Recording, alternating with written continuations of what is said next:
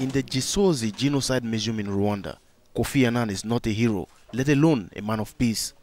The man who was only Assistant Secretary for Peace Operations during this painful period in the country remains a controversial figure. The former Ghanaian diplomat had repeatedly expressed his regret at the international community's failure in the Rwandan genocide.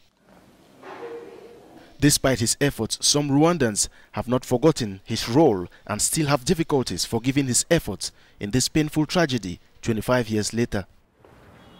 Kofi Annan was the head of the United Nations head of peacekeeping missions called and at the time that cable was never shared with the Security Council. So that is a critical information that if it had been shared by all members of the UN Security Council and probably all members of the UN, probably genocide could have been averted. That is what most Rwandans, I think, remember with Kofi Annan.